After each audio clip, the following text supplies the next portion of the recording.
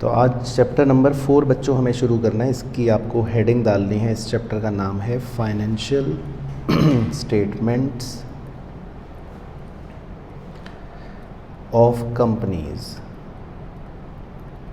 Financial statements of companies. तो इसके अंदर इस चैप्टर में हमें क्या क्या पढ़ना है वो आप ऐसे बाइफरकेशन कर लो।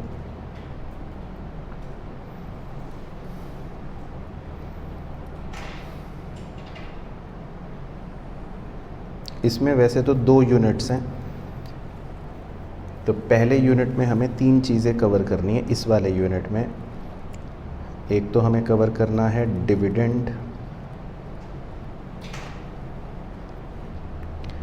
दूसरा हमें कवर करना है मैनेजेरियल रेम्यूनरेशन,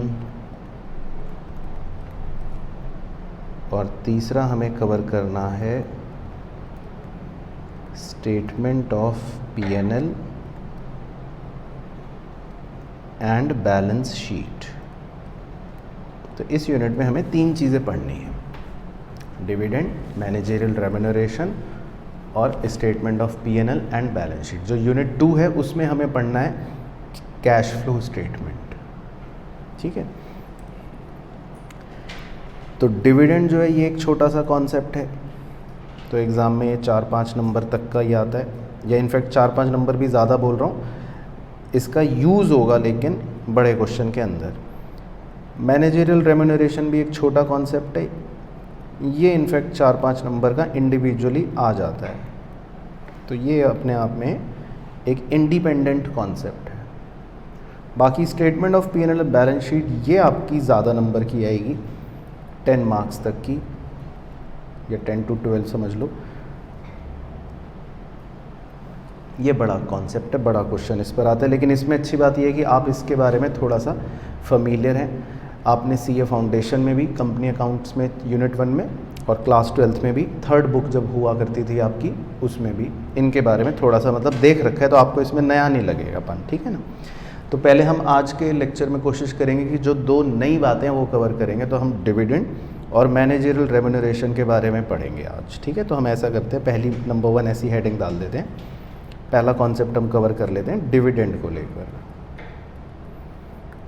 तो नंबर 1 हेडिंग डाल लेते हैं dividend.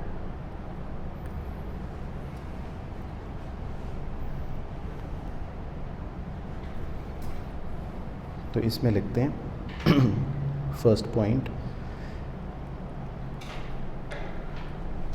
dividend means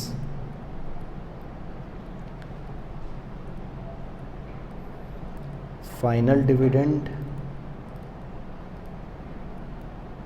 or interim dividend.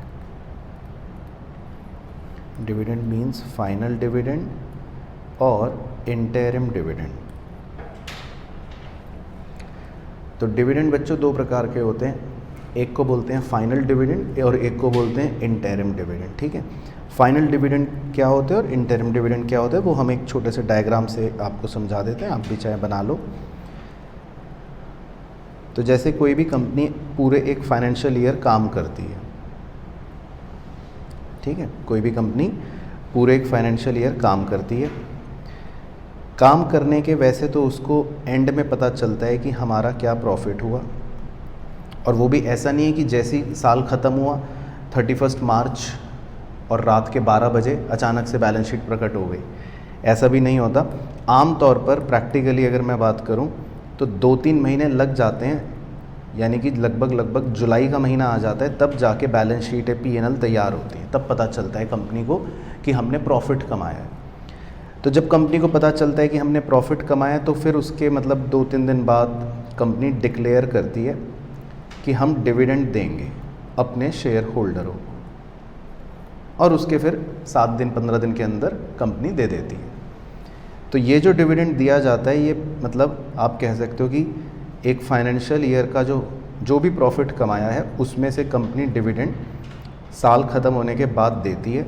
तो इस डिविडेंड को फाइनल डिविडेंड कहा जाता है। तो this is basically final dividend, कि 1 साल कंपनी काम करती है, प्रॉफिट कमाती है, उसके 2-3 महीने बाद प्रॉफिट का पता चलता है, फिर कंपनी डिक्लेयर करती है कि हम डिविडेंड देंगे और फिर डिविडेंड दे देती है। लेकिन कभी कभी कंपनी जो होती है वो जब काम कर रही होती है साल की स्टार्टिंग से, और कभी कभी ऐसा भी हो जाता है कि विद इन लेट से 5 मंथ्स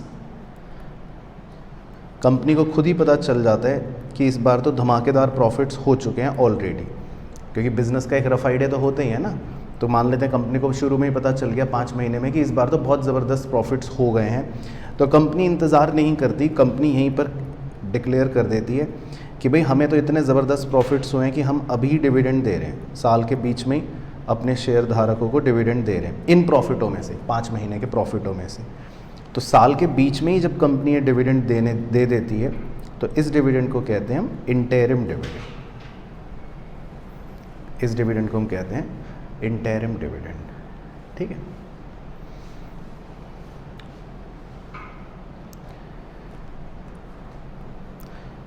तो जब कंपनी इंटरिम डिविडेंड पे करती है तो मतलब हम कह सकते हैं कि इसकी रिकॉर्डिंग भी होती होगी कुछ ना कुछ। डिविडेंड पे करने की क्या एंट्री करेगी company? Interim dividend account debit to bank account, जो भी उसने पे करा। तो इंटरिम डिविडेंड जो होता है वो तो नॉर्मल तरीके से बुक्स में रिकॉर्ड हो जाता है ना। इंटरिम डिविडेंड जो होता है वो तो बुक्स में रिकॉर्ड हो जाता है।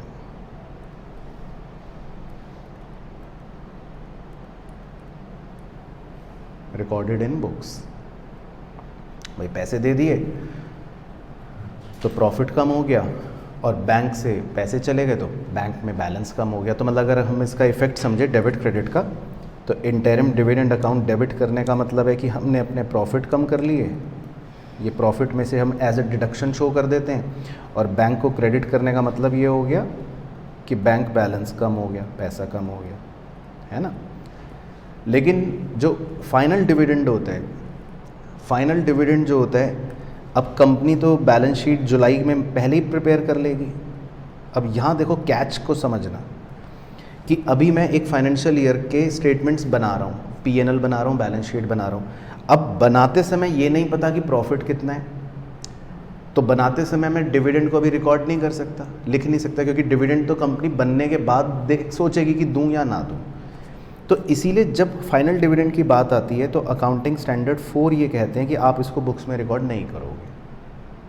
भाई करोगे भी तो क्या रिकॉर्ड करोगे, क्या एंट्री करोगे, सोचो, क्योंकि अभी तो कंपनी ने दिया नहीं है।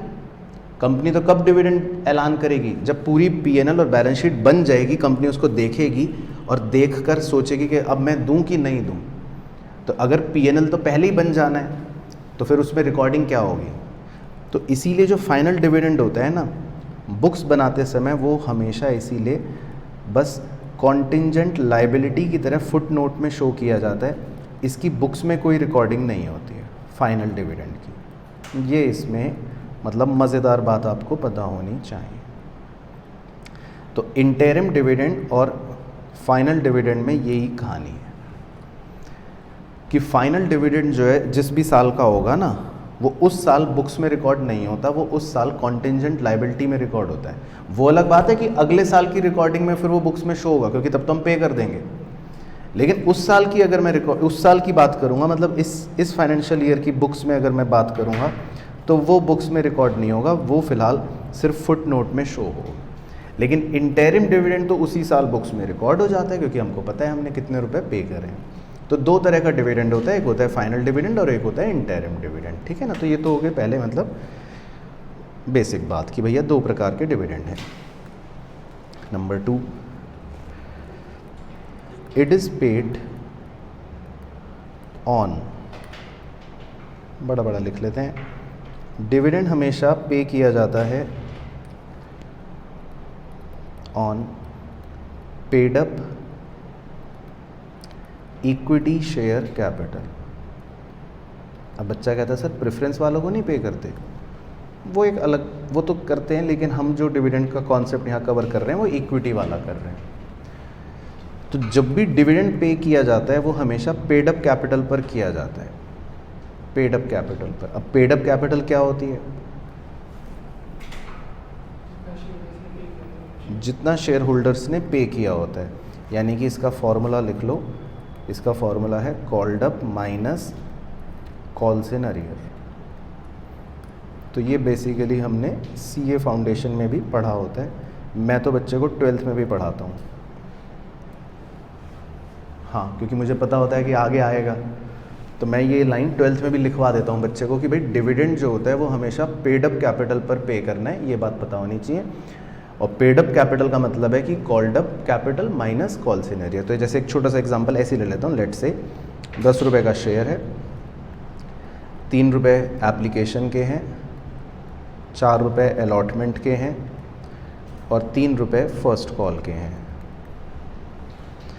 अब अगर किसी शेयर होल्डर ने एप्लीकेशन और अलॉटमेंट पे कर रखा है, पर लेट से कि उसने फर्स्ट कॉल के पैसे अभी तक पे नहीं करे, तो उस पैसे को आप क्या कहते हो? कॉल्स इन अरियर कहते हो। तो इस एग्जांपल में जो मेरी कॉल्ड अप कैपिटल है वो तो है 10 रुपये, अगर मैं पर शेयर की बात करूं, पर जो पेड अप कैपिटल है वो कितनी है? सिर्फ 7 रुपये, राइट। तो अगर मुझे डिविडेंड देना होगा ना, तो मैं 7 रुपये पर शेयर के हिसाब से दूंगा। मतलब लेट से अगर कंपनी कह रही है कि we will pay 10% dividend, late से कंपनी ने कहा कि डिविडेंड इज 10%, तो आप 10% किस वैल्यू का कैलकुलेट करोगे? 10 रुपये का या 7 रुपये का? 7 रुपये का। तो ये कॉन्सेप्ट है कि डिविडेंड हमेशा किस पर कैलकुलेट किया जाता है? पेड अप कैपिटल पर। तो अगर मुझे अपने शेयर होल्डर को डिविडेंड देना है ना, तो मैं पहले पेड अप कैपिटल देखूंगा कि भैया तुम्हारी पेड अप कैपिटल क्या है, फिर डिविडेंड दूंगा। ये डिविडेंड का फंडा होता है। तो डिविडेंड जो होता है वो हमेशा पेड अप कैपिटल पर दिया जाएगा। ठीक है जी। उसके बाद number 3, dividend is always paid, dividend is always paid from free reserves। ये शायद आपको पता ही होगी बात। डिविडेंड के लिए मैं हमेशा फ्री रिजर्व्स का ही इस्तेमाल करता हूँ। मैं किसी भी तरह के रिस्ट्रिक्टेड रिजर्व का इस्तेमाल नहीं कर सकता। यानी कि अगर मान लो मेरे पास कैपिटल रिजर्व है, मेरे पास सिक्योरिटी प्रीमियम है, मेरे पास वर्कमैन कॉम्पनसेशन रिजर्व है, तो हम इन रिजर्वों में से डिविडेंड नहीं दे सकते। डिविडेंड हमेशा कौन से रिजर्व से दिया जा सकता है? फ्री रिजर्व से, है ना। तो ये तो एक सिंपल पॉइंट है। नंबर 4, इसमें एक हेडिंग की तरह लिखना है आपको, कंपनीज ब्रैकेट में डिक्लेरेशन एंड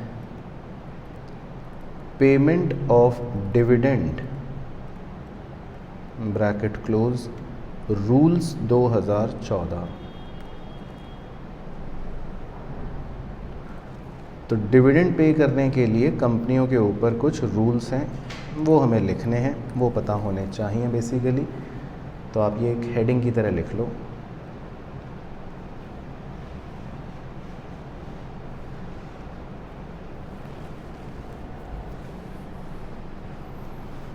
ठीक है। तो इसमें लिखो A, rate of dividend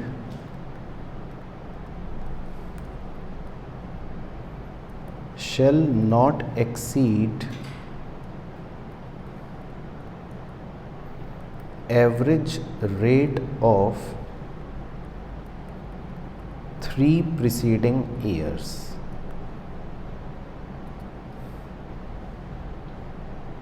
not exceed पर बादल बना लेना।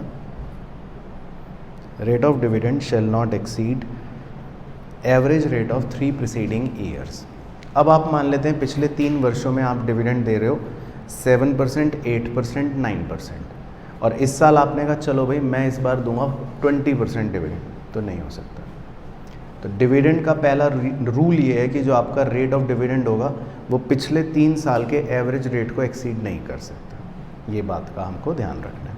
तो अगर मान लो आप पिछले 3 साल डिविडेंड दे रहे हो 7%, फिर दिया 8%, फिर दिया 9%, और इस साल सोच लो चलो जी मैं तो अब 20% डिविडेंड दूंगा, तो नियम कहते हैं कि नहीं दे सकते।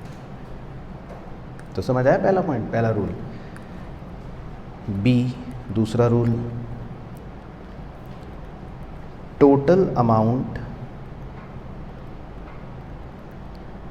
Withdrawn from profits,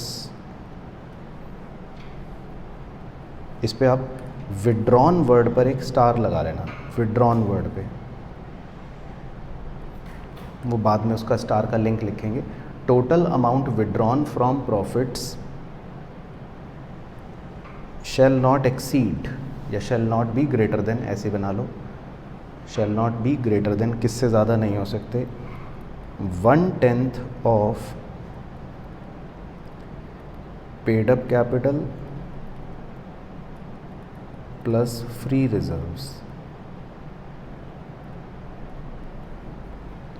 paid up capital plus free reserve. तो ये कंडीशन मतलब ओरली नहीं समझाई जा सकती, ये तो हम एक सवाल करेंगे, उसमें वैल्यू पुट करके फिर चेक करके फिर देखेंगे कि मैं जो प्रॉफिट में से टोटल पैसा विड्रॉ कर रहा हूँ वो मेरी पूंजी के 1/10वें हिस्से से ज़्यादा नहीं हो सकता। ये भी कंडीशन लगा दी कि भाई ऐसा ना हो ना कि आप पता चला पूंजी सारी बांट के बैठ जाओ डिविडेंड में। तो आपका डिविडेंड का जो भी अमाउंट आप विड्रॉ कर रहे हो फ्रॉम प्रॉफिट्स, अब इसका स्टार का लिंक नीचे लिख लेते हैं कि भाई ये जो स्टार है इसका लिंक एक छोटा सा पॉइंट लिख लेते हैं स्टार डाल के कि भाई the amount withdrawn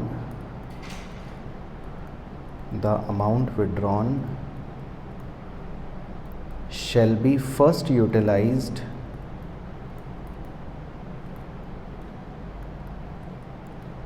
to set off current year losses, bracket में if any, the amount withdrawn shall be first utilized to set off current year losses if any। मतलब ये एक सिंपल पॉइंट ये कहना चाह रहा है कि अगर मान लो मेरे को प्रॉफिट्स यूज़ करने हैं डिविडेंड के लिए और उसके लिए मैं अपने प्रॉफिट्स में से कुछ अमाउंट विड्रॉ कर रहा हूँ, प्रॉफिट्स में से विड्रॉ करने का मतलब है कि भाई अपने एक्यूमुलेटेड प्रॉफिट में से कुछ पैसा निकाल रहा हूँ, तो पहले वो पैसा मुझे करंट ईयर के लॉसेस को सेट ऑफ करने में इस्तेमाल करने हैं।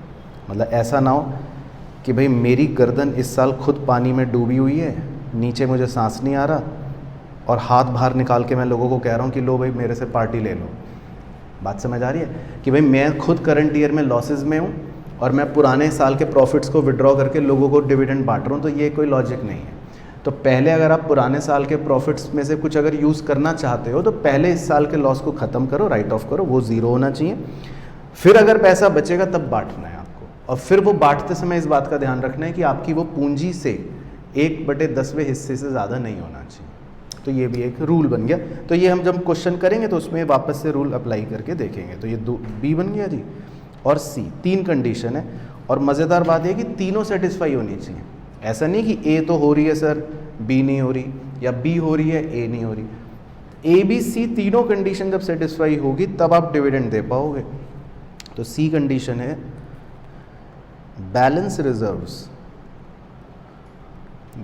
रिजर्व्स ब्रैकेट में लिख लो, इसका मतलब है आफ्टर विड्रॉल। अब विड्रॉ करने के बाद जो पैसा बचा, बैलेंस रिजर्व्स आफ्टर विड्रॉल, उसमें फिर ऐसे लिख लेना, लेस देन लगा के काट देना, मतलब कि नॉट लेस देन, है ना, अंग्रेजी हो गई नॉट लेस देन। वो किससे कम नहीं होना चाहिए, 15% ऑफ पेड अप कैपिटल। तो वो आपकी पेड अप कैपिटल के 15% से कम नहीं होना चाहिए, उतना कम से कम होना चाहिए। ठीक है ना। तो मतलब ये 3 कंडीशंस जो हैं ये सेटिस्फाई होनी साइमल्टेनियसली ज़रूरी हैं। तो ये आप लिख लो, ये 3 कंडीशन सेटिस्फाई होनी ज़रूरी होगी। ठीक है जी। बाकी पॉइंट नंबर कौन सा है, 5। ये कुछ छोटे मोटे पॉइंट्स हैं। पॉइंट नंबर 5, एक company must transfer a part of profits to general reserve. Company जो है उसको कुछ प्रॉफिट का हिस्सा अपने जनरल रिजर्व में डालना पड़ेगा बिफोर डिक्लेरेशन ऑफ डिविडेंड।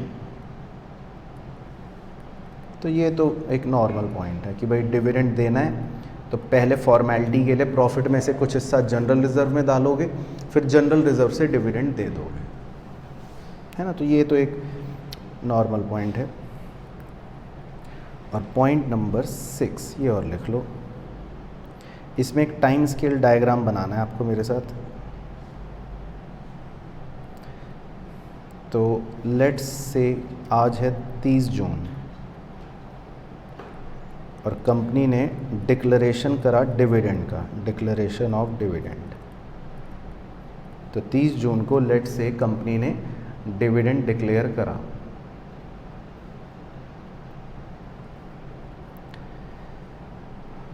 तो बताओ उत्कर्ष, अब कितने दिन में कंपनी डिविडेंड देगी?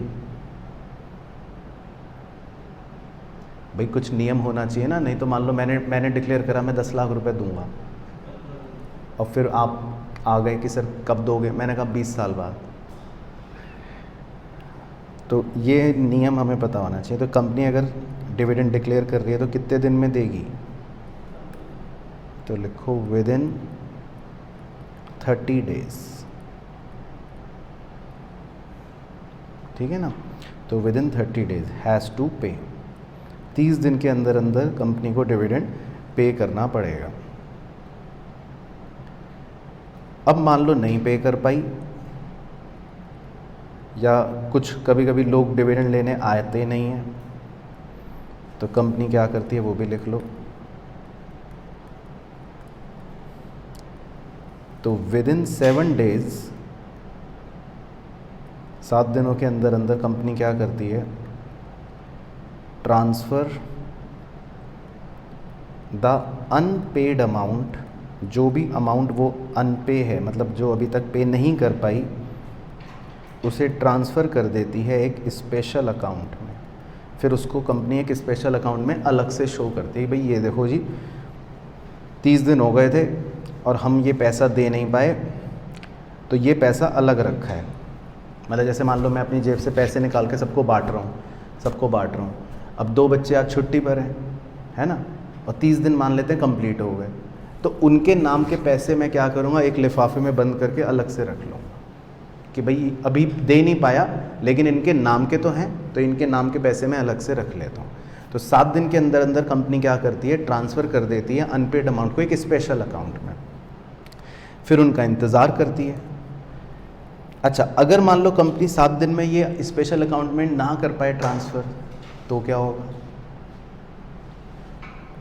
अगर कंपनी 7 दिन के अंदर अंदर ये ट्रांसफ़र ना कर पाए तो क्या होगा? तो कानून भी सख्त है, कानून भी टाइट है।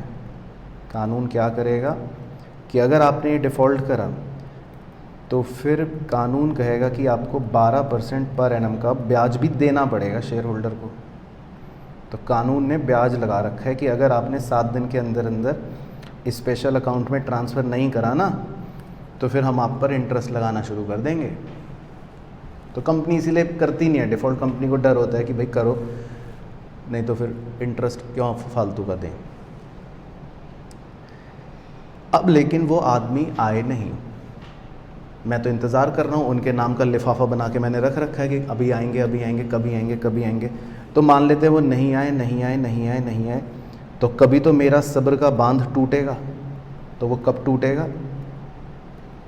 आफ्टर 7 ईयर्स 7 साल के बाद, आधा वनवास हो गया। तो 7 साल के बाद अब वो नहीं आए पैसे लेने, तो अब क्या करें बताओ उत्कर्ष भाई?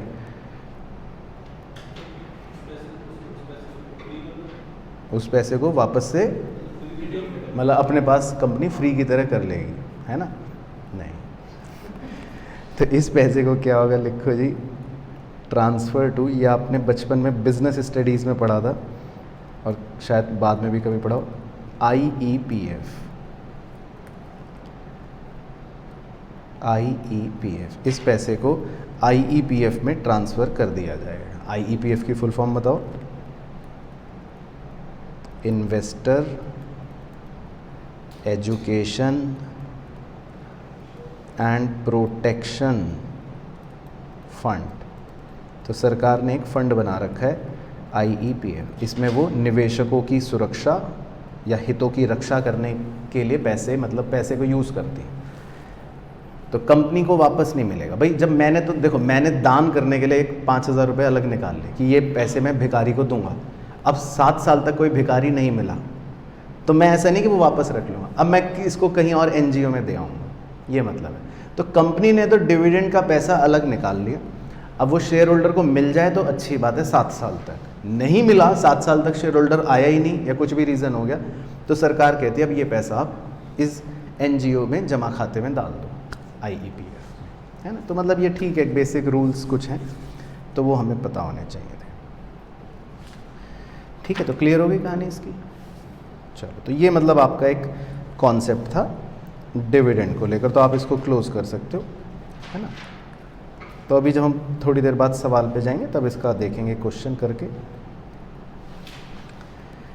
अब लिख लेते हैं सेकंड कॉन्सेप्ट। सेकंड का नाम है managerial remuneration. Number 2, managerial remuneration.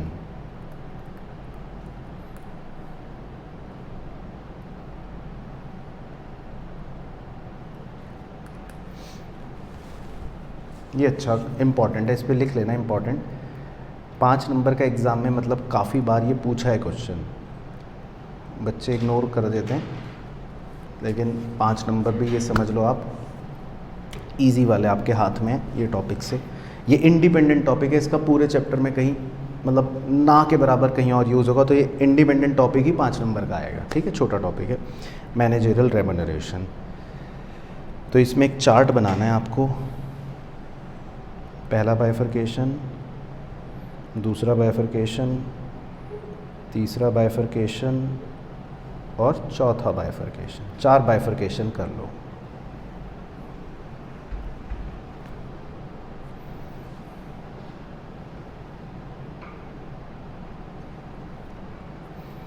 पहले बाइफरकेशन में लिखना है MD। MD की फुल फॉर्म मैनेजिंग डायरेक्टर, है ना। अभी बाद में दोबारा लिखवा दूंगा MD। दूसरे में लिखना है WTD, होल टाइम डायरेक्टर। तीसरे में लिखना है मैनेजर।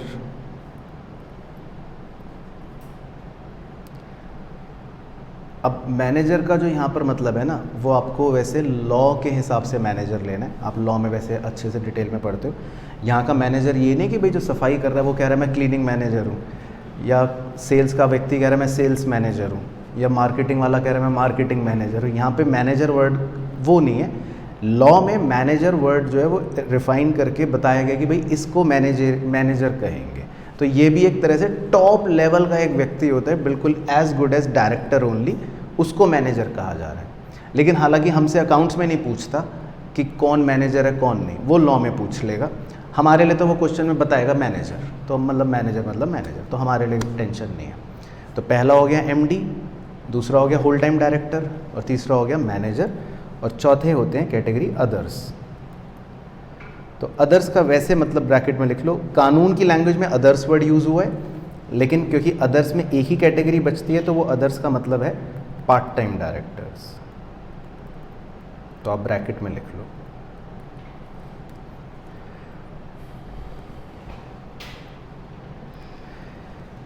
तो MD के नीचे लिखना है आपको लेस देन इक्वल टू 5%, बादल बना लेना, अभी समझाऊंगा, बस लिख लो पहले। होल टाइम डायरेक्टर में less than equal to 5%, manager में लेस देन इक्वल टू 5%।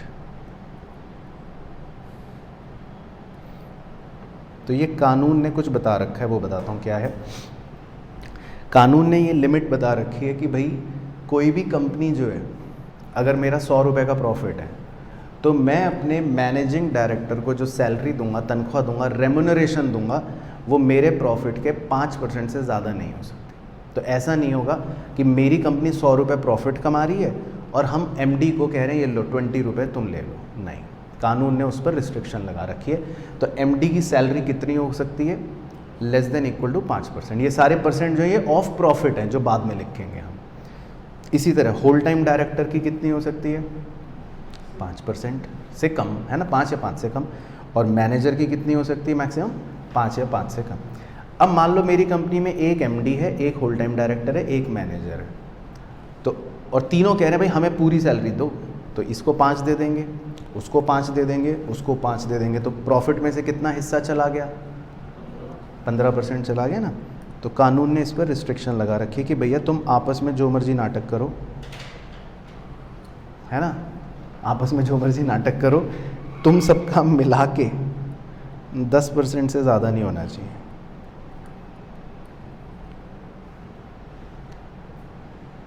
अब लड़ाई हो जाती है, फिर वो कहेगा भाई मेरे को 4 मिल रहे हैं, तेरे को 2, इसको 3 या जो भी है ना।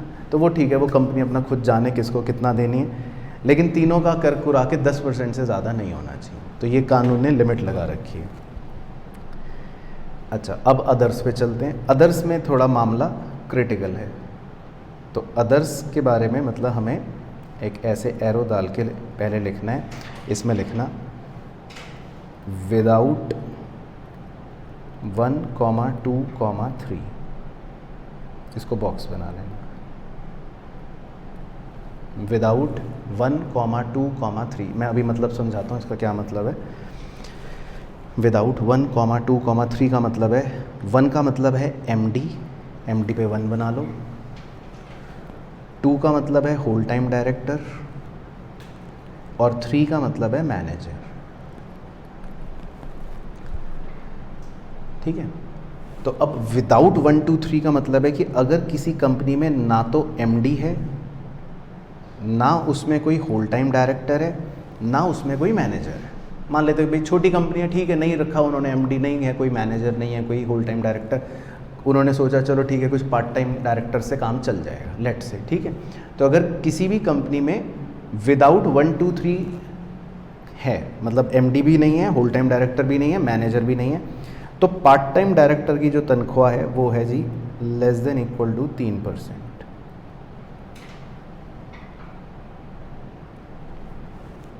Less than equal to 3%। अब आपके मन में क्या सवाल आएगा,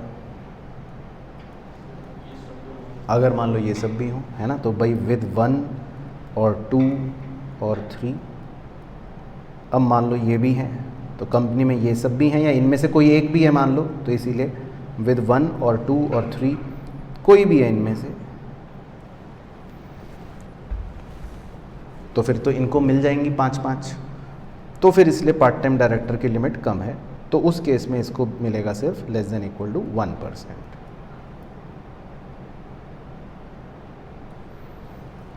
तो अब देखो इसमें आपके 5 नंबर सिर्फ और सिर्फ इस बात के हैं कि आपको ये याद है।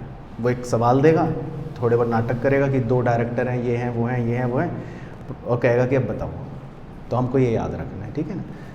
लेकिन सबसे इम्पोर्टेंट चीज़, कानून कहता है कि ये सब नाटक जो भी हो,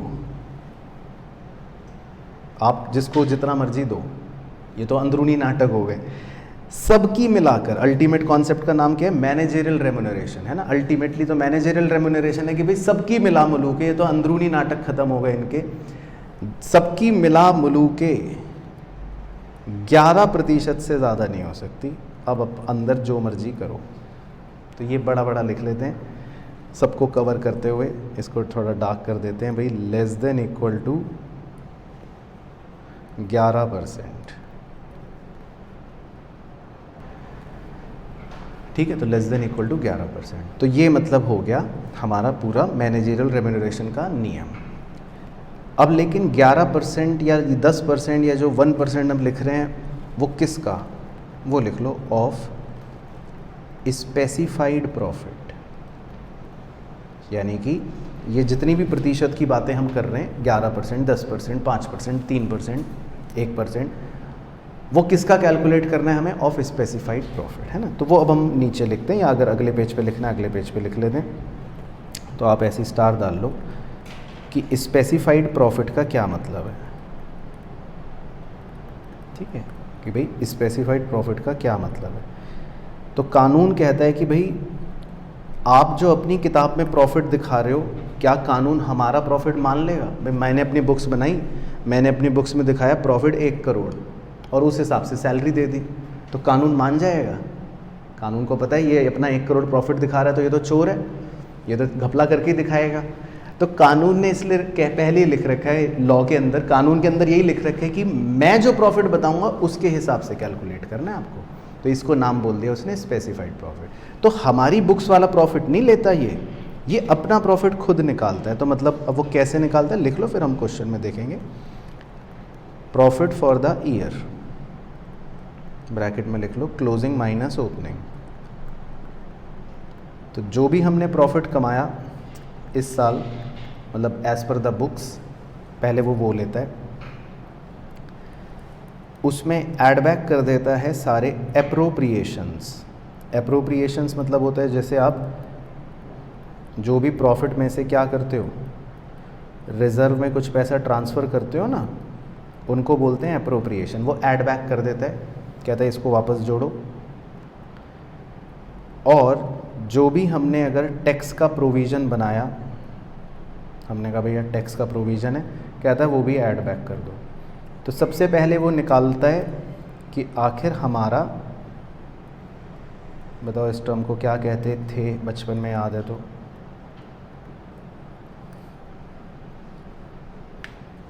सोचो। प्रॉफिट बिफोर टैक्स, यानी कि टैक्स देने से पहले क्या प्रॉफिट था। समझ गए? क्योंकि अगर आप अपने प्रॉफिट में आप रिजर्व ऐड बैक कर रहे हो, provision for tax add back कर रहे हो, तो इसका मतलब हमें क्या पता चल रहा है, प्रॉफिट बिफोर टैक्स। जैसे किसी भी कंपनी को जब प्रॉफिट होता है लेट से 100 रुपये, तो सबसे पहले कंपनी उसमें से अपने टैक्स का प्रोविज़न हटाती है, कहती है 10 रुपये तो सरकार को देने पड़ेंगे, बचे 90। और फिर उस 90 में से कुछ रिज़र्व में ट्रांसफ़र कर देती है, कहती है चलो 15 रुपये रिज़र्व में डाल देती हूँ, तो बचे कितने, 75। तो इसको वो अपना बैलेंस शीट में शो करती है। तो अगर मान लो आप 75 से शुरू कर रहे हो, यू आर स्टार्टिंग विथ 75, और आपको ये पता लगाना हो कि मेरा प्रॉफिट टैक्स देने से पहले कितना था, तो आप क्या करोगे? रिज़र्व जो आपने ट्रांसफ़र निकाला उसे ऐड बैक कर दोगे, और टैक्स जो आपने देने के लिए प्रोविज़न बनाया उसे ऐड बैक कर दोगे। तो आपको पता लग जाएगा ना कि मेरा प्रॉफिट जो था वो रिज़र्व देने से पहले और टैक्स देने से पहले कितना था, 100 रुपये था। तो सबसे पहले कानून ये वाला प्रॉफिट निकलवाता है, कहता है भाई तुम्हारा टैक्स से पहले कितना प्रॉफिट था, पहले ये बताओ। क्योंकि इनमें तो हम घपला कर देंगे ना, भाई देखो मान लो मेरा प्रॉफिट है 100 रुपये और मैंने रिज़र्व में डाल दिए 95, और मैं कह रहा हूँ जी मेरा तो खाली 5 ही रुपये प्रॉफिट है, तो ये कोई लॉजिक थोड़ी ना हुआ। बात समझ आई? तो इसीलिए रिज़र्व में ट्रांसफ़र करने को कानून कहता है भाई ये वापस जोड़ो, ये कोई खर्चा थोड़ी ना है। अच्छा, इसी तरह प्रोविज़न फॉर टैक्स, लोग क्या घपला करते हैं, भाई मैं कहता हूँ मेरा 100 रुपये प्रॉफिट हुआ है और मैं ऐसे ही दिखा दूंगा मुझे लग रहा है 40 रुपये टैक्स होगा, प्रोविज़न बना दिया खर्चा। तो कानून कहता है भाई ये कुछ नहीं है, तुम तो कुछ भी प्रोविज़न बना दोगे कि टैक्स है 40 रुपये का, कोई टैक्स वैक्स नहीं है, इसे वापस जोड़ो।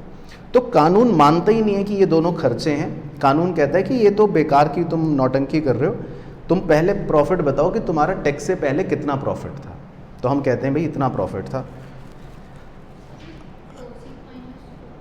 क्लोजिंग माइनस ओपनिंग दीदी जब हम छोटे थे तब हम कैश फ्लो स्टेटमेंट में करा करते थे, हालांकि इसका यूज़ अब नहीं होगा, लेकिन फिर भी समझा देते हैं। जैसे मान लेते हैं मेरी बैलेंस शीट में मेरा पीएनएल का 2022 का बैलेंस दे रखा है 10,000, और एक साल बाद 2023 का बैलेंस दे रखा है 12,000। तो बताओ मैंने इस साल कितना प्रॉफिट कमाया? तो आपने कैसे निकाला? समझ गए ना पॉइंट? तो ये तो एक वो छोटी सी हरकत है कि प्रॉफिट फॉर द ईयर जो है वो हम कैसे निकालते थे बचपन में, क्लोजिंग माइनस ओपनिंग। तो ये बैलेंस कभी कभी दिया होता है कि भाई हमारा क्लोजिंग में लेट से बैलेंस है 12,000 का, ओपनिंग में लेट से बैलेंस है 10,000 का, तो इसका मतलब हमने साल के दौरान कितना प्रॉफिट कमाया, 2,000 का। 2000 का, है ना। लेकिन ये मैंने लिख लिया क्लोजिंग माइनस ओपनिंग, पर आपको वैसे भी इसकी ज़रूरत नहीं पड़ेगी, वो खुद दे देता है। लेकिन पढ़ भी जाए ज़रूरत तो पता होना चाहिए। लेकिन जब आप यूनिट 2 पढ़ लोगे ना कैश फ्लो स्टेटमेंट, तब आपको ये खुद ही क्लियर हो जाएगा। तो अभी तो मैंने इसलिए लिख दिया, लेकिन आपको बाद में अपने आप ये क्लियर हो जाएगा। अच्छा जी, तो यहाँ तक तो हम पहुँच गए प्रॉफिट बिफोर टैक्स। अब कानून क्या कह रहा है, प्लस डेप्रीसिएशन ब्रैकेट में एज पर P&L। आपको पता है लोग सबसे बड़ा घपला क्या करते हैं टैक्स छुपाने के लिए? सबसे बेस्ट हथियार होता है डेप्रीसिएशन। भाई मान लो मुझे अपना प्रॉफिट कम दिखाना हो, ठीक है, मान लो मुझे चोरी करनी है, तो मैं क्या करूँगा, मैं कहूँगा कि मेरे पास फर्नीचर पड़ा है ना, खर्चे में लिख दूंगा इसका डेप्रीसिएशन 50,000 कि ये सब खराब हो गया, प्रोजेक्टर का डेप्रीसिएशन 10,000, AC का डेप्रीसिएशन 25,000। मैं अपने खर्चे को बढ़ाता रहूँगा, डेप्रीसिएशन डाल डाल के प्रॉफिट कम होता रहेगा। तो सबसे पहले कानून डेप्रीसिएशन पकड़ता है कि भाई तुमने क्या खर्चा दिखा रहे हो डेप्रीसिएशन का। कहता है मैं नहीं इसको मानूंगा, इसे जोड़ो, तो ये इसको ऐड बैक करवाता है। तो मैं कहता हूँ लेकिन भाई कानून से मैं कहता हूँ लेकिन यार कुछ तो डेप्रीसिएशन हुआ होगा, ऐसा थोड़ी ना कि नहीं हुआ। तो कानून कहते हैं हुआ होगा, लेकिन वो मैं बताऊंगा। तो कानून अपना डेप्रीसिएशन खुद निकालता है, यानी कि ऐसे लिख सकते हो आप अंडर सेक्शन, हाँ अलग अलग हैं इसमें, कुछ अलग अलग हैं, 205A है एटसेट्रा एटसेट्रा लिख लो, खैर उससे हमें मतलब नहीं है। तो कानून अपना डेप्रीसिएशन कहता है मैं बताऊंगा, वो खर्चा मानो। तो समझ रहे हो आप ये प्लस माइनस का खेल, लॉजिक समझ रहे हो कि जो हमने P&L में डेप्रीसिएशन खर्चा दिखा रखा है कानून उसको नहीं मान रहा। आप ये टैक्स में आपने PGBP पढ़ लिया तो बस फिर तो मेरा काम खत्म। फिर ये नौटंकी तो आपको पता ही होगी सब। तो उसमें डिसअलाउ अलाउ टर्म यूज़ होते हैं। तो कानून क्या करता है, जो खर्चे आपके डिसअलाउ कर रहा है वो ऐड बैक हो रहे हैं, जो अलाउ कर रहा है वो मान रहा है। तो बस वो हो गया काम। तो चलो मेरा काम आसान हो गया, मैं आगे बढ़ता हूँ फटाफट।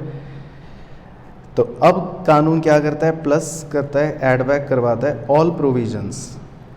कहता है तुमने जो भी प्रोविजन बना रखे हैं ना, ये तो सब तुम्हारे मन के वहम है ना। जैसे मान लो मैंने प्रोविज़न बना रखा है, लेट से कि भाई प्रोविज़न फॉर डाउटफुल डेट। मैंने अपना खर्चा बढ़ाने के लिए 2 लाख रुपए का एक प्रोविज़न बना दिया कि भाई मुझे तो डर है कि मेरे सारे डेटर डाउटफुल हैं, और 2 लाख रुपए प्रोविज़न, खर्चा बढ़ा दिया। तो कानून नहीं मानेगा, कहेगा ये प्रोविज़न तुम बना रहे हो, ये तो सिर्फ झूठ बोल रहे हो ना, अपना खर्चा बढ़ा रहे हो। तो वो प्रोविज़न कहता है जितने प्रोविज़न तुमने बना रखे अपने P&L में सारे जोड़ दो, ये मैं नहीं मानूंगा। लेकिन हाँ, वो कहता है लेकिन हाँ, अगर कोई एक्चुअल एक्सपेंस इनका हुआ है अगेंस्ट द अबव तो ठीक है, वो मैं मान लूँगा। भाई जैसे मान लो बैड डेट्स हो गए, मैं कहूँगा कि भाई देखो बैड डेट्स हो गए, तो वो कहेगा चलो ठीक है ये मैं मान लेता हूँ, तो वो खर्चा मान लेगा। तो कानून जो है ये चालाकी कर रहा है, मतलब चालाकी क्या कर रहा है, वैसे तो सही कर रहा है। तो हमारी गलत चीज़ों को वो खर्चा नहीं मानेगा और सही चीज़ों को खर्चा मानेगा। इसी तरह प्लस मैंने एक फ़र्ज़ी खर्चा डाल दिया, फिक्टिशियस एसेट रिटर्न ऑफ। मैंने अपना कोई फिक्टिशियस एसेट राइट ऑफ करके दिखा दिया कि भाई ये राइट ऑफ हो गया। तो कानून कहता है ये सब क्या आप बेवकूफ़ बना रहे हो, तो वो उसको खर्चा नहीं मानता। फिक्टिशियस एसेट रिटर्न ऑफ ये कोई खर्चा नहीं है कानून की नज़रों में, है ना। इसी तरह loss on sale of fixed asset, मैं कह रहा हूँ ये तो लॉस है, ये तो मान लो कह रहा है नहीं ये कोई बिजनेस लॉस थोड़ी ना है तुम्हारा। भाई फिक्स्ड एसेट बेच के, मैं बोल रहा हूँ प्रोजेक्टर बेच के नुकसान हो गया, तो कानून कहेगा भाई ये आपको कोई नॉर्मल लॉस थोड़ी ना, बिजनेस लॉस। कह रहा है मैं ये नहीं मानूंगा खर्चा, ये आपका बिजनेस लॉस नहीं है। Plus any other capital expenditure charged to profits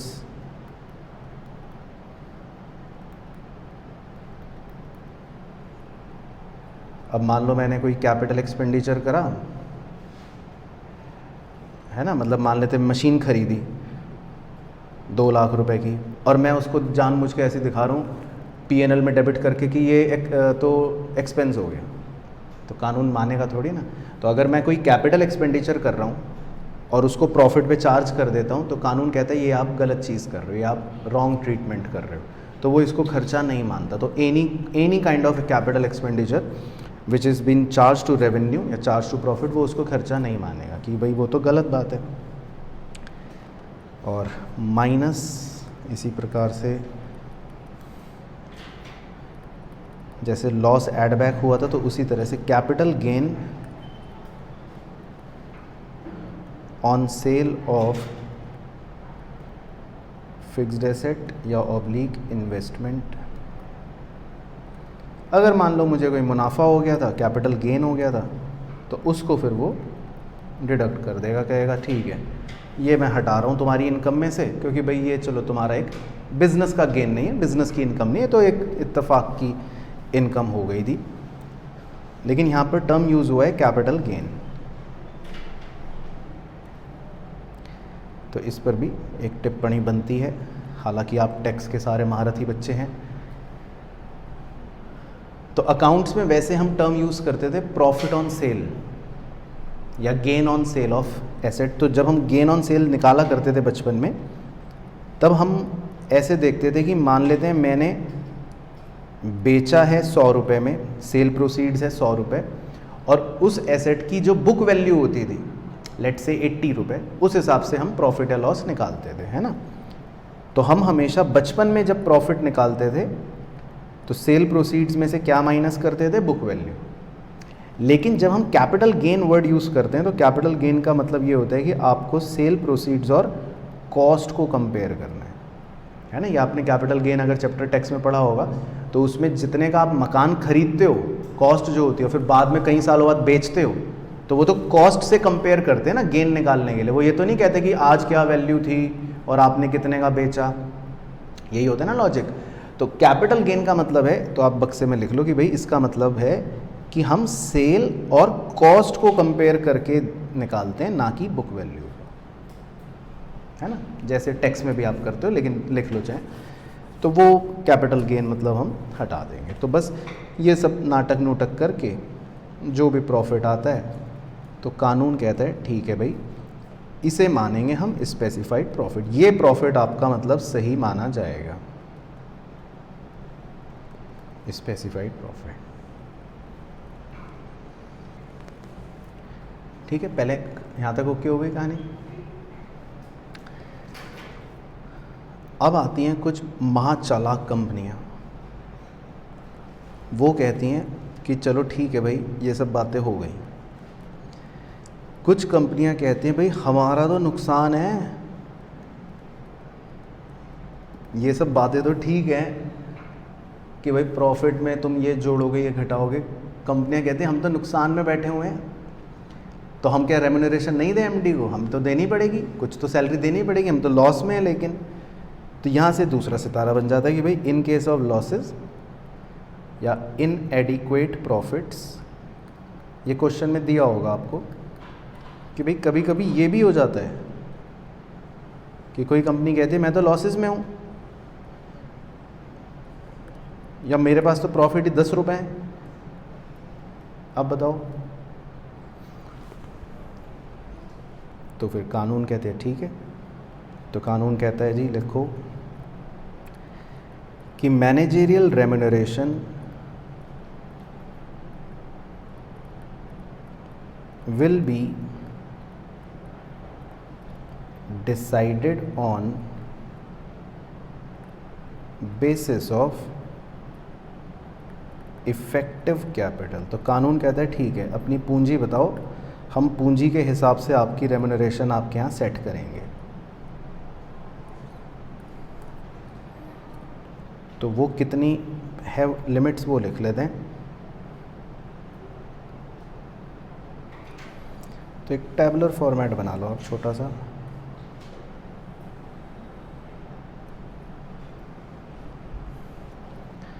तो पहले में लिख लो इफ़ेक्टिव कैपिटल,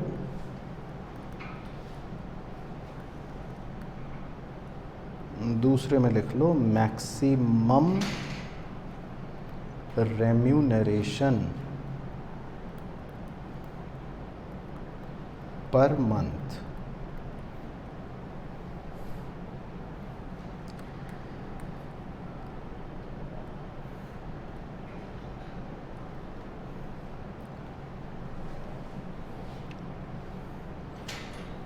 तो भाई effective capital less than 5 crore,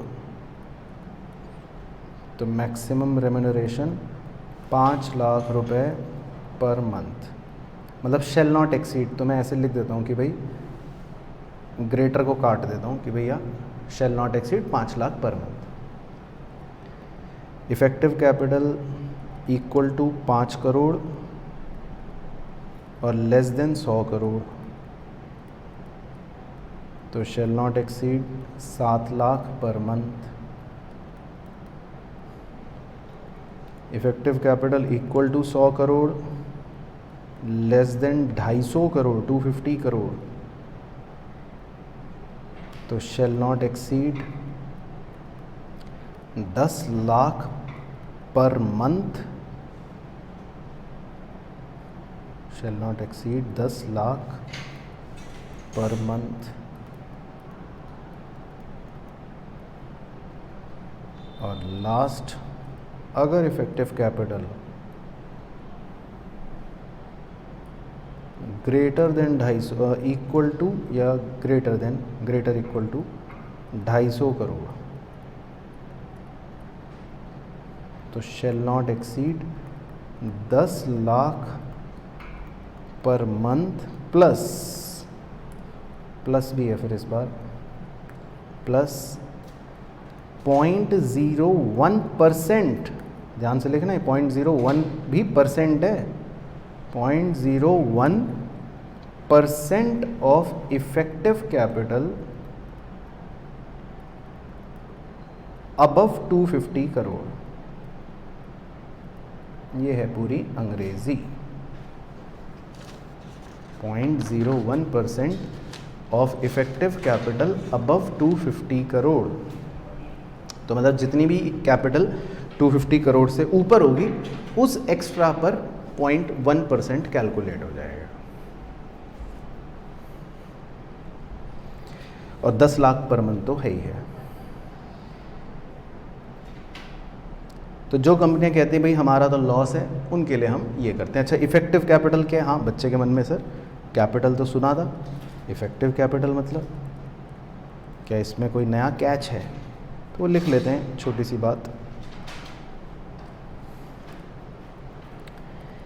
तो इफ़ेक्टिव कैपिटल लिख लो, कोई दिक्कत नहीं है, वैसे तो नॉर्मल कैपिटल ही है लेकिन फिर भी लिख लो। Effective capital is equals to, इसका मतलब है पेड अप कैपिटल, ठीक है, प्लस सिक्योरिटी प्रीमियम, ठीक है,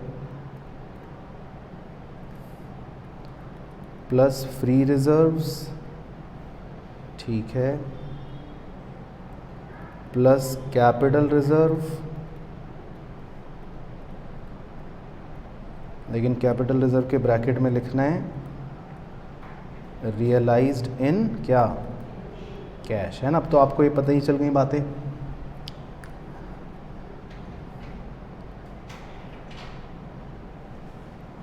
realised in cash minus, sorry minus नहीं, प्लस नॉन करंट लायबिलिटीज, आपने बाहर से पैसा ले रखा है, माइनस फिक्टिशियस एसेट्स और माइनस नॉन ट्रेड इन्वेस्टमेंट्स। तो बचपन में 12th क्लास में आप टर्म यूज़ करते थे कैपिटल एम्प्लॉयड, है ना। बचपन में 12th में आप लिखते थे कैपिटल एम्प्लॉयड, तो बस वही है कैपिटल एम्प्लॉयड, है ना। तो बस ये कॉन्सेप्ट्स थे, मतलब ये आप क्लोज कर लो बस, ताकि नेक्स्ट पेज से हम जब क्वेश्चंस करें तो आपको पता रहेगा कि अभी क्या हो रहा है।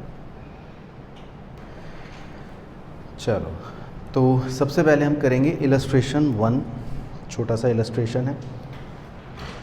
इसमें लिखा है the following extract of balance sheet of x limited was obtained. ठीक है, तो एक कंपनी है एक्स लिमिटेड, इसकी बैलेंस शीट हमें दे रखी है, तो बैलेंस शीट देख लेते हैं। बैलेंस शीट में अपने को प्रेफरेंस कैपिटल, इक्विटी कैपिटल, ठीक है, उसके बाद इशूड एंड सब्सक्राइब्ड में इशूड वाले preference capital equity capital, share suspense account, share suspense account बोले तो ये क्या है?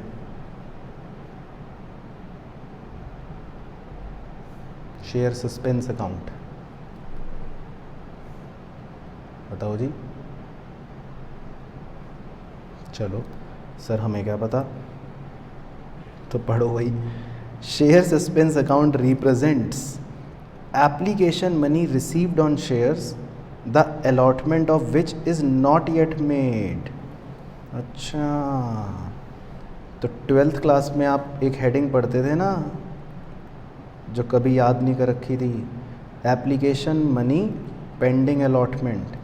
ये भी एक याद है आपको, सब हेड होता था भाई। शेयर कैपिटल होती थी सबसे ऊपर, फिर रिजर्व एंड सरप्लस, फिर क्या होता, फिर वो सेकंड सब हेड होता था ना, share application money pending allotment. तो ये वो है कि share application money pending allotment वो बता रहा है। तो ठीक है, चलो उससे हमें कोई दिक्कत नहीं है। उसके बाद रिज़र्व में कैपिटल रिज़र्व 1.5 लाख इस रिवैल्यूएशन रिज़र्व, ठीक है। सिक्योरिटी प्रीमियम, ठीक है। डिबेंचर्स, ठीक है। अनसिक्योर्ड लोन में पब्लिक डिपॉजिट्स, ठीक है। कैश क्रेडिट ये शॉर्ट टर्म है, ठीक है। करंट लाइबिलिटीज़, ठीक है। Trade payable, okay. एसेट्स में इन्वेस्टमेंट इन शेयर्स, डिबेंचर्स एट्सेट्रा, ठीक है। और P&L का डेबिट बैलेंस, तो ये क्या है? फिक्टिशियस एसेट है ना, एसेट साइड पर। तो ये क्वेश्चन एक सिंपल क्वेश्चन है। इसमें लिखा है कि आपको बताना है you are required to compute effective capital. तो ये क्वेश्चन में सिर्फ और सिर्फ आपको क्या कैलकुलेट करनी है? Only effective capital. अभी कॉन्सेप्ट में लास्ट एक फॉर्मूला था लिखा था ना आपने, effective capital as per the provision of schedule 5। Would your answer differ, कह रहा है कि आपका आंसर डिफर हो जाएगा if X is an investment company. अब देखो, इन्वेस्टमेंट कंपनी का मतलब ये होता है कि इसका काम ही निवेश करने का है। ये तो रोज़ निवेश करती रहती है, किस चीज़ में? शेयर वेयर्स में, डिवेंचर्स में, बॉन्ड्स में। तो अब देखो इससे आंसर पर क्या प्रभाव पड़ेगा। अभी जैसे अभी मान लो ये नॉर्मल कंपनी है, मान लो ये ओरिएंट पंखे बनाती है, ठीक है। अभी ऐसे मान लो ये पंखे बनाने की कंपनी है।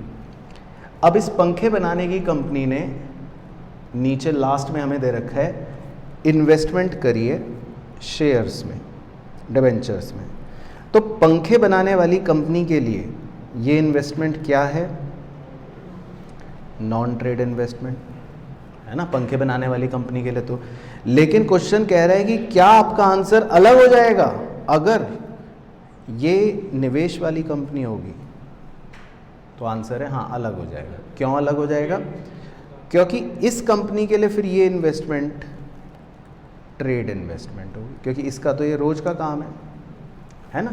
तो अगर ये कंपनी इन्वेस्टिंग कंपनी होगी तो आंसर अलग हो जाएगा, लेकिन अगर ये पंखा बनाने वाली कंपनी होगी तो मतलब अलग हो जाएगा, है ना। तो हमको बस इफेक्टिव कैपिटल दिखाना है। तो आओ साथ में कर लेते हैं। इसमें सिंपल है, लिखो सॉल्यूशन। तो इसमें बेसिकली हम एक टैबुलर फॉर्मेट बना लेते हैं और दोनों केसेस ऐसे सॉल्व कर लेंगे। पहले x लिमिटेड और ब्रैकेट में लिख लेते हैं नॉन इन्वेस्टमेंट कंपनी,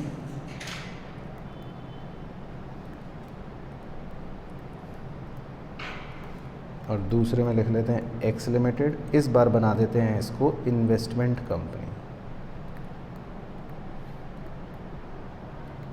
ठीक है। तो हमें इफेक्टिव कैपिटल निकालना है, मतलब हमें कैपिटल एम्प्लॉयड निकालना है। सिंपल, कैपिटल एम्प्लॉयड निकालना है।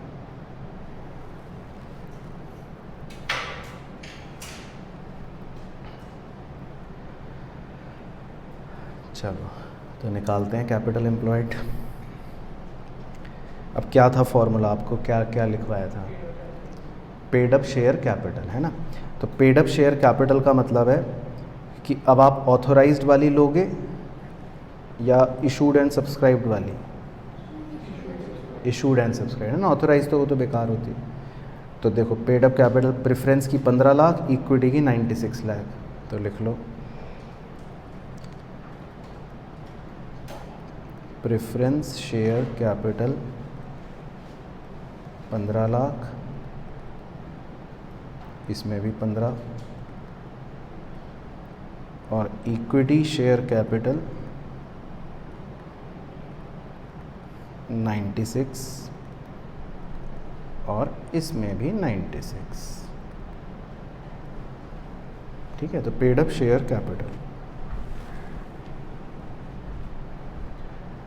फिर दूसरा क्या लेते हैं उसके बाद, सिक्योरिटी प्रीमियम।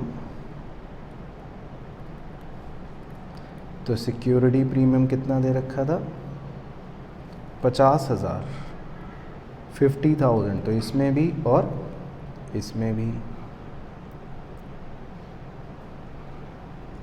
और क्या लेते थे, फ्री रिजर्व कोई था नहीं तो छोड़ देते हैं। कैपिटल रिजर्व, कैपिटल रिजर्व में दे रखा है, इसमें एक गुब्बारा है 1,50,000 रिवैल्यूएशन रिजर्व। तो ये तो आपको पता ही है, हमेशा जन्मों जन्मांतर की ये नहीं लेना। तो कितना हो गया, सिर्फ 45। तो कैपिटल रिजर्व वो हम मान के यही चलेंगे रियलाइज्ड इन कैश है, नहीं तो बता देता। ठीक है, और क्या जोड़ते हैं उसके बाद, नॉन करंट लाइबिलिटी, लंबी अवधि की लाइबिलिटियाँ क्या क्या हैं। एक तो 15% डिबेंचर्स हैं, है ना, ये रे 65 लाख, और एक पब्लिक डिपॉजिट्स हैं 370 के। ये नहीं लेना, कैश क्रेडिट शॉर्ट टर्म है, तो हमको खाली नॉन करंट लंबी अवधि की लाइबिलिटियाँ लेनी है। तो डिबेंचर्स और पब्लिक डिपॉजिट्स है ना, ये दोनों लेने लंबी अवधि के। तो डिबेंचर्स ले लेते हैं 65 इसमें भी, और पब्लिक डिपॉजिट्स 370 इसमें भी और इसमें भी। ठीक है, माइनस दो चीज़ें करते हैं, फिक्टिशियस एसेट। तो माइनस फिक्टिशियस एसेट क्या है, पीएनएल का डेबिट बैलेंस, वो फिक्टिशियस एसेट है 15,25,000, 15,25,000, और माइनस नॉन ट्रेड इन्वेस्टमेंट। बस यहाँ पर आकर डिफरेंस आ जाएगा। तो नॉन ट्रेड इन्वेस्टमेंट जो है वो पंखे वाली कंपनी के लिए माइनस होगी, उसके लिए वो नॉन ट्रेड इन्वेस्टमेंट नहीं है। समझ गए आप डिफरेंस।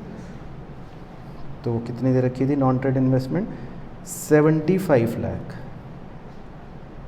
75 लाख। बस अब प्लस माइनस आप करो, फिर दोनों केस में जो आंसर आएगा वो हो गई आपकी इफ़ेक्टिव कैपिटल। तो वो एक बार आप निकाल लो। चलो मैं भी निकाल लेता हूँ, फिर देखते हैं क्या आ रहा है।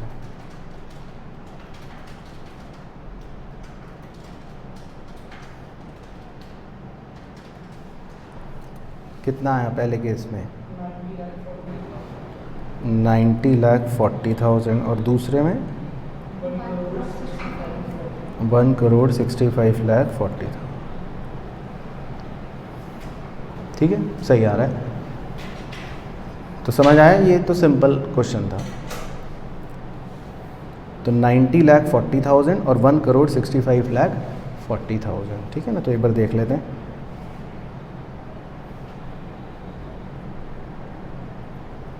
सही है, 90,40,000 और 1,65,40,000। चलो इसी तरह इलस्ट्रेशन 2 भी है, एक बार जल्दी से कर लेते हैं। Kumar limited a non investment company, मतलब वही पंखा बना रही है, has been incurring losses for the past few years. The company provides the following info for the current year.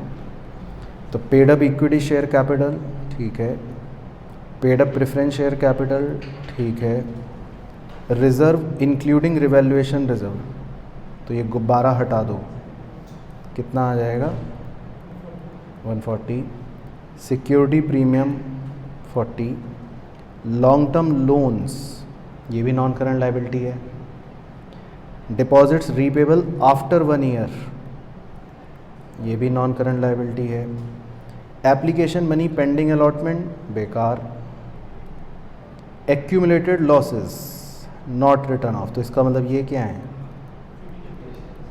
Fictitious asset, तो इसको क्या करने का माइनस, और इन्वेस्टमेंट्स, अब क्वेश्चन साइलेंट है तो हम हमेशा क्या मानते हैं नॉन ट्रेड, तो ये भी माइनस,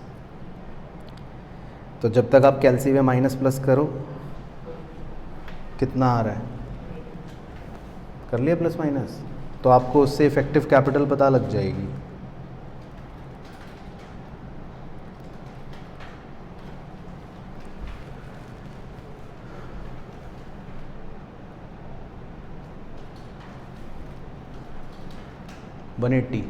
वन एट्टी लैक्स में है ये, कहीं 180 रुपये समझ रहे हो, तो 180 लाख का मतलब हो गया 1,80,00,000, ठीक है, तो 1,80,00,000, ठीक है।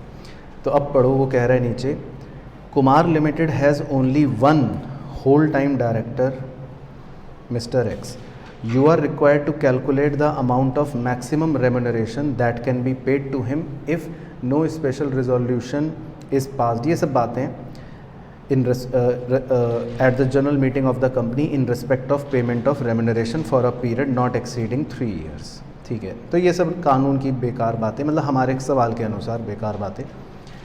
तो आप वो टेबल खोलो जिसमें इफेक्टिव कैपिटल 1,80,00,000 किस में लाई करेगी, कौन से स्लैब में,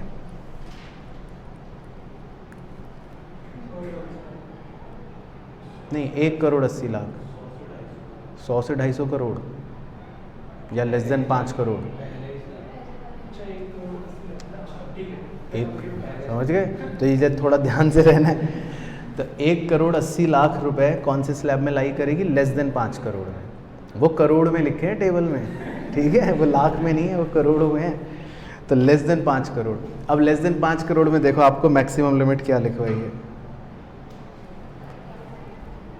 नॉट एक्सीडिंग, हाँ नॉट एक्सीडिंग 5 लाख रुपए पर मंथ। तो बस ये इसका आंसर है, इस आंसर को निकालने के 5 नंबर हैं कि भाई मैक्सिमम रेम्यूनरेशन कितनी दे सकती है ये कंपनी, 5 लाख पर मंथ, है ना। तो दिखा देता हूँ सॉल्यूशन।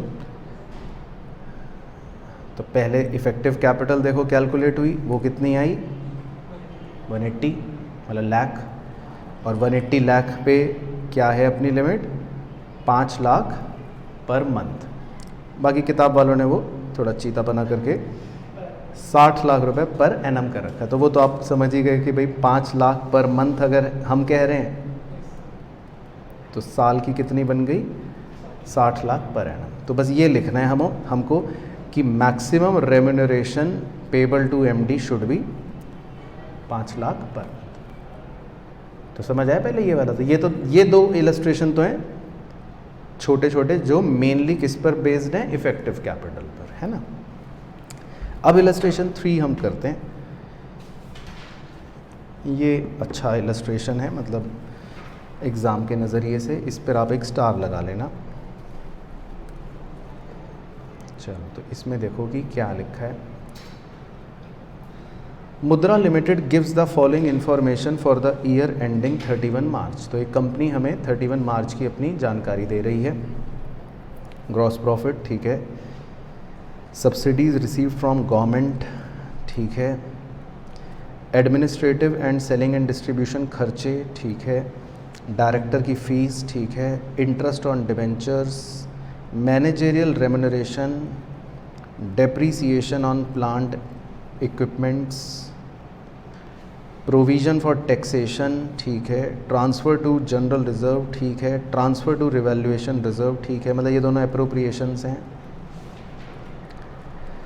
अब नीचे लिखा है डेप्रीसिएशन ऑन पीपीई, यानी कि property plant and equipment, as per schedule 2 of the companies act, मतलब कानून के हिसाब से was 5,75,345। You are required to calculate the maximum limits of managerial remuneration as per companies act 2013। ठीक है, तो ये आपका एग्जाम का बिल्कुल पिक्चर परफेक्ट क्वेश्चन है, ऐसा आता है। तो उसने पहले हमें कुछ जानकारी दी जो कंपनी ने रिकॉर्ड कर रखी है ना, और फिर वो कह रहा है कि आपको ये निकालना है कानून के हिसाब से कि भाई इस कंपनी की मैक्सिमम लिमिट मैनेजरियल रेम्यूनरेशन की क्या हो सकती है। अब देखो, हमें मैक्सिमम लिमिट तो हमें पता है कि भाई कंपनी मैक्सिमम मैनेजरियल रेम्यूनरेशन कितना दे सकती है, 11% ऑफ स्पेसिफाइड प्रॉफिट, है ना, ये लिखा था ना हमने, बिल्कुल वो सब सारा खेल करके 11% ऑफ मैक्सिमम स्पेसिफाइड प्रॉफिट। लेकिन हमें इसमें ये निकालना है कि स्पेसिफाइड प्रॉफिट क्या होंगे, पहले वो निकालना है, फिर उसका 11% कैलकुलेट करना है। ठीक है, चलो तो वो हम करते हैं साथ साथ। आओ, तो सॉल्यूशन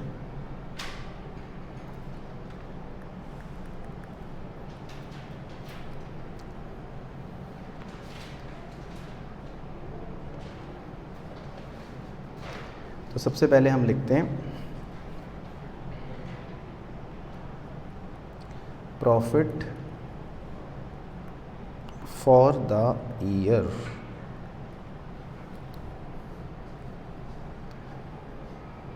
तो उसने क्या प्रॉफिट दे रखा है,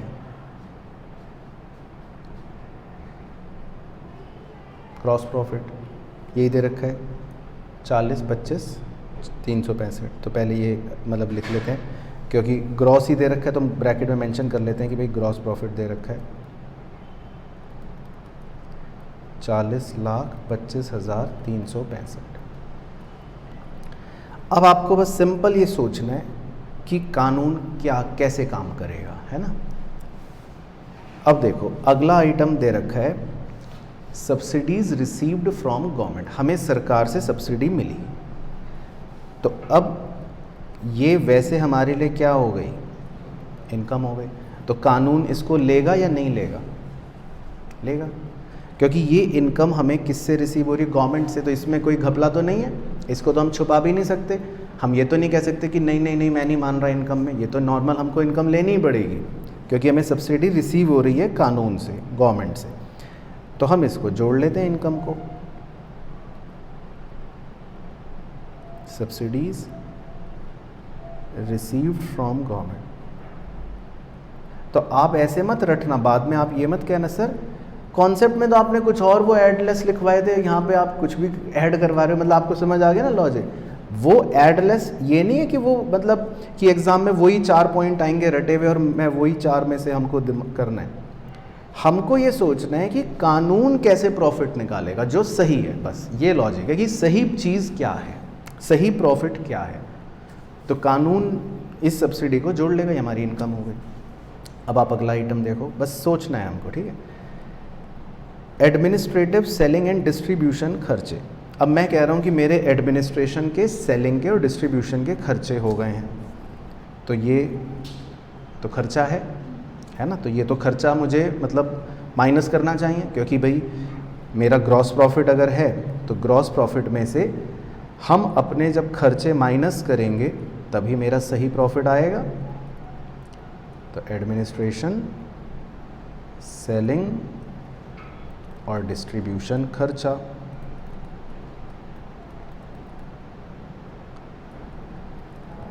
$822,542।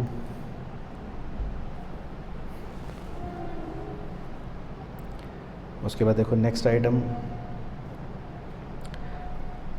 फिर डायरेक्टर्स फीस। अब हमने अपने डायरेक्टर्स को फीस दी है 134,780। तो ये भी हमारा एक नॉर्मल एक्सपेंस है, खर्चा है, P&L में हम डेबिट करेंगे और तभी नेट प्रॉफिट सही आएगा। Directors fees 134,780।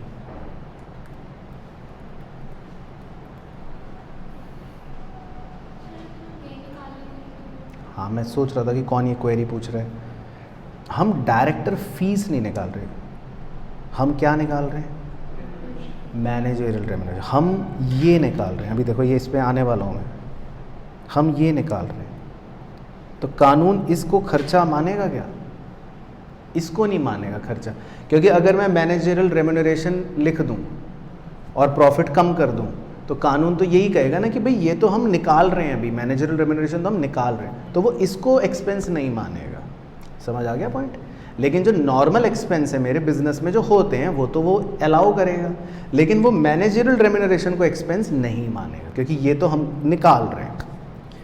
लेकिन उसके ऊपर एक पॉइंट था, अब इंटरेस्ट ऑन डिवेंचर। अब मैंने देखो अपने डिवेंचर वालों को इंटरेस्ट दिया तो ये माइनस करना पड़ेगा, ये तो एक नॉर्मल बिजनेस का एक्सपेंस है। 31,240 इंटरेस्ट ऑन डिवेंचर 31,240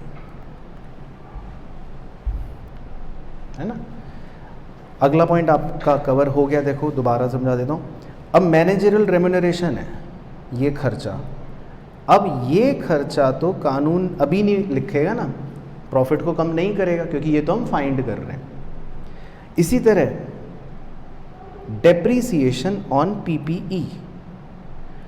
अब देखो मैं कह रहा हूँ कि ये डेप्रीसिएशन है, मैं कह रहा हूँ ये है डेप्रीसिएशन 522 543, और नीचे देखो नीचे जानकारी दे रखी है कि शेड्यूल 2 ऑफ कंपनीज एक्ट कह रहा है डेप्रीसिएशन ऑन पीपीई 575 345। तो दोनों में से कानून कौन सा मानेगा? अपना वाला मानेगा। समझ आ गया लॉजिक? तो अब हम ये वाला खर्चा नहीं माइनस करेंगे, ये कानून नहीं मानेगा। कानून तो कौन सा डेप्रीसिएशन मानेगा? अपना वाला। तो हम ऐसे लिख लेते हैं minus depreciation as per schedule 2। कानून कहेगा भाई मैंने निकाला है, हालांकि मज़ेदार बात यह कि उसने ज़्यादा निकाल रखा है, उल्टा अच्छी बात है हमारे लिए तो, लेकिन ठीक है। तो पॉइंट लॉजिक समझ आ रहा है आपको चीज़ का कि क्या है? सही प्रॉफिट निकाला जाएगा जो कानून मानेगा। ठीक है, डेप्रिसिएशन उसका लेंगे। अब ये देखो प्रोविज़न फॉर टैक्स, मैंने खर्चा दिखा दिया कि प्रोविज़न है 12 लाख का, मुझे टैक्स का प्रोविज़न है, तो कानून तो नहीं मानेगा। समझ आ गया ना पॉइंट? मैंने दिखा दिया कि मैंने रिजर्व में डाल दिया, तो कानून तो नहीं मानेगा। मैंने दिखा दिया कि मैंने रिजर्व रिवैल्यूएशन में डाल दिया, तो कानून नहीं मानेगा। तो समझ आया आपको पॉइंट? तो कानून सही चीज़ को ही प्रॉफिट लेगा। तो ये मतलब हम अब निकाल लेंगे कि कानून के मुताबिक सही प्रॉफिट क्या होगा। तो आप ये सॉल्व कर लो, तो ये हमारे स्पेसिफाइड प्रॉफिट्स आ जाएंगे।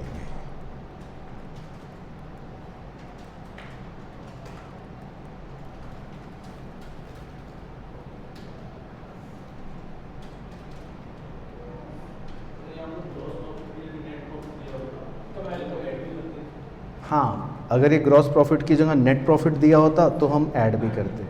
तो मैं उससे भी करके दिखाऊंगा ऑल्टरनेटिवली, ताकि आपके मन में ये ना हो कि कॉन्सेप्ट में हमने कुछ लिखा यहाँ कुछ लिखा। ये तो क्वेश्चन के हिसाब से करा, लेकिन मैं वो भी करूँगा सेटिस्फैक्शन के लिए। लेकिन पहले आप एक बार ये निकालो कि कितना आ रहा है स्पेसिफाइड प्रॉफिट।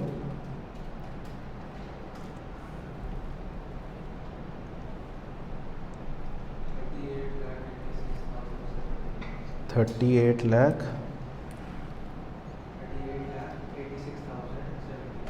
थोड़ा सा कम आना चाहिए, 42 और 8 तो यही कम हो गया, 34 तो यही बन गया, 20s में कुछ आएगा 27 लाख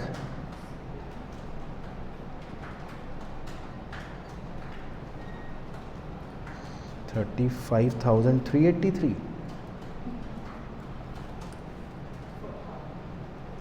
27 लाख 35,383। तो अब आप लिख सकते हो कि overall limit for managerial remuneration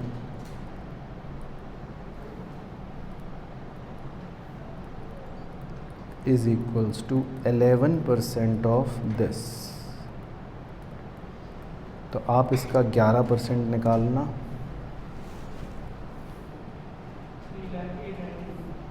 3,80,000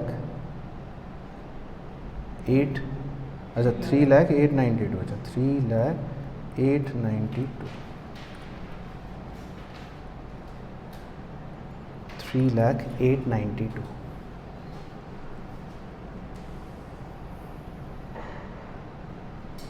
ठीक है, पहले क्लियर हो गया।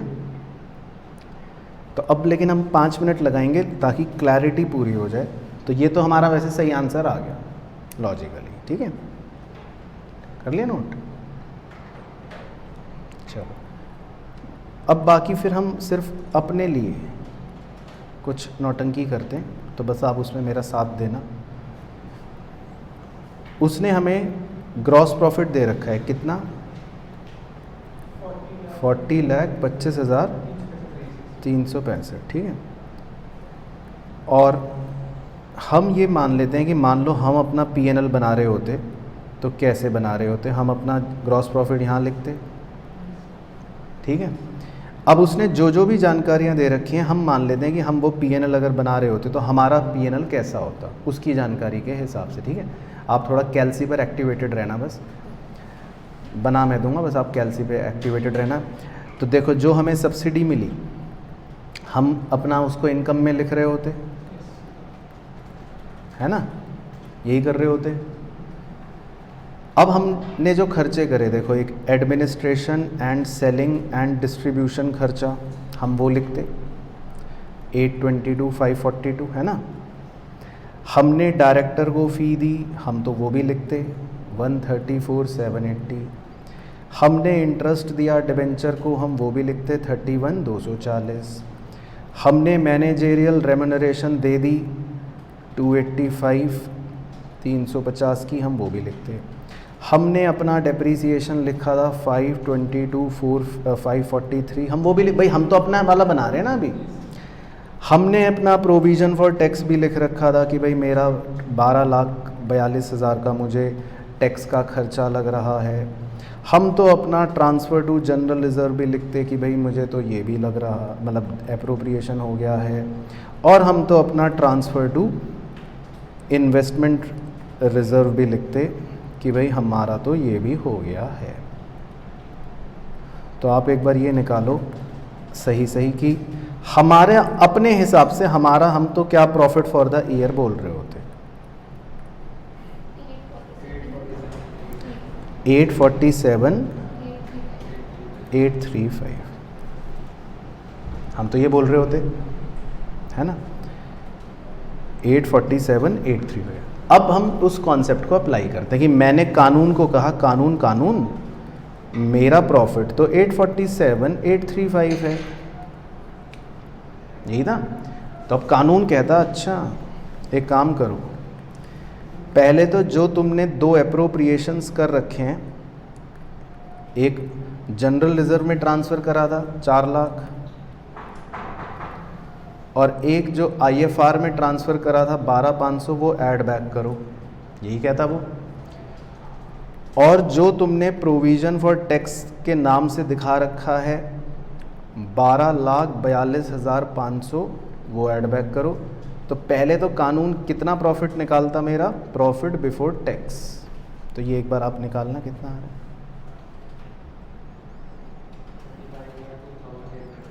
25,02,835, ठीक है। अब आपको जो कॉन्सेप्ट में पॉइंट्स लिखवाए थे उसमें ये एक पॉइंट था कि कानून कहता कि जो डेप्रीसिएशन तुमने रिकॉर्ड करा है एज पर P&L वो ऐड बैक करो। वो कहता भाई मैं ये नहीं मानूंगा 522,543, लेकिन उसकी जगह वो कौन सा डेप्रीसिएशन मानेगा,